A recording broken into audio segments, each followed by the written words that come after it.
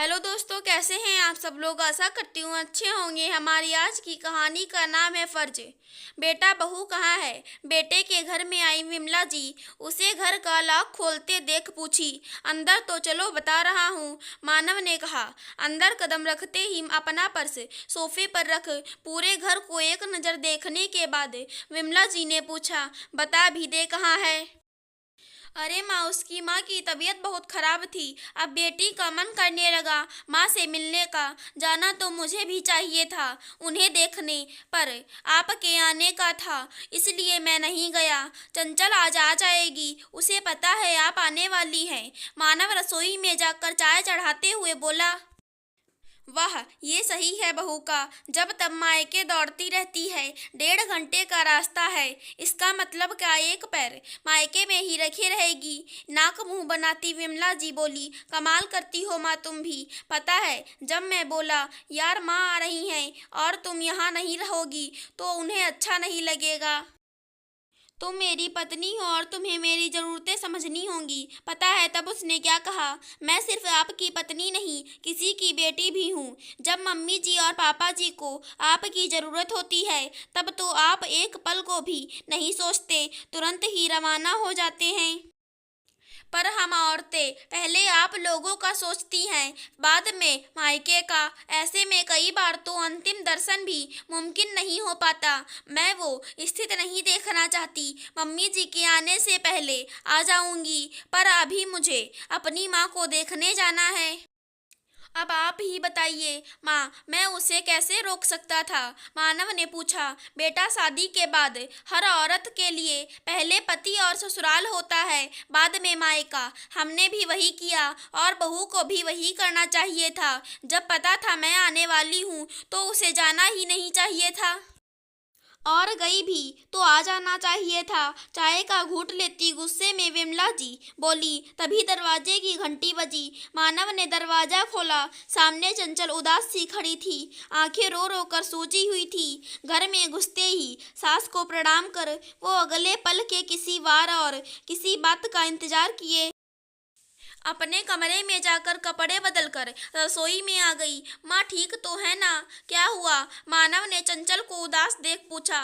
कुछ ठीक नहीं है मानव, माँ की हालत बिगड़ती जा रही है। आजकल वो पापा को बहुत याद कर रही हैं, कहती रहती हैं इतनी दवाइयाँ इंजेक्शन क्यों करवा रहे हो, जाने तो अपने पापा के पास।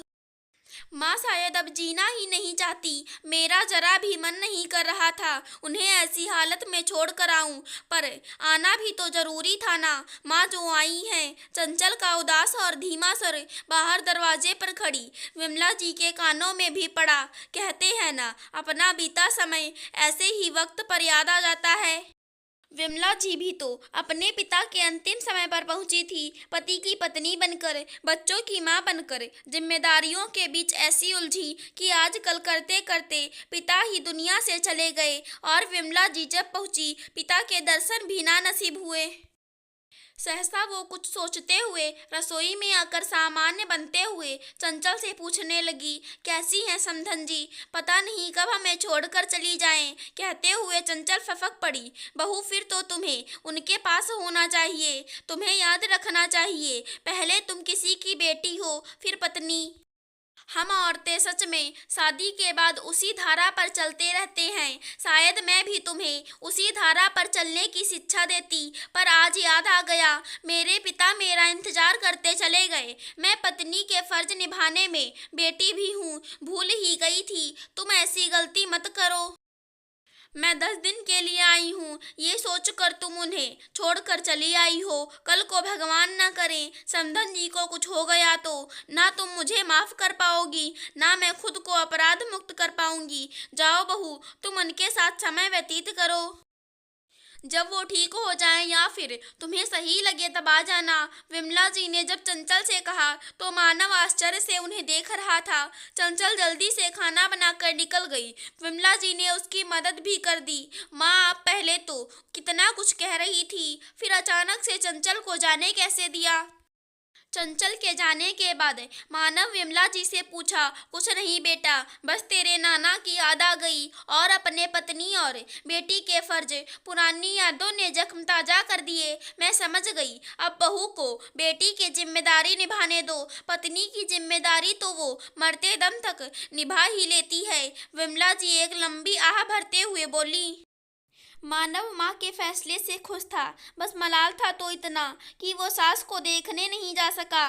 जैसे जरूरत पड़ने पर चंचल उसका साथ निभाने से पीछे नहीं हटती। 2 दिन बाद ही चंचल की माँ दुनिया से चली गई। सब काम क्रिया के बाद उदास चंचल जब अपने घर आई, सास को पकड़कर खूब रोई और बोली, माँ आपने मुझे समझा और माँ के पास भेज दिया, नहीं तो शायद मैं कभी फिर माँ को नहीं देख पाती। विमला जी बहू को बस इतना ही बोली, कभी कभी पुरानी बातें याद आ जाएं तो रिश्ते बिगड़ने से पहले सुधार लिए जाते हैं। बस मुझे अपना समय याद आ गया, इसीलिए तुम्हें भेज दी। अगर हमारी आज की कहानी पसंद आई हो तो चैनल को सब्सक्राइब करें। धन्यवाद दोस्तों।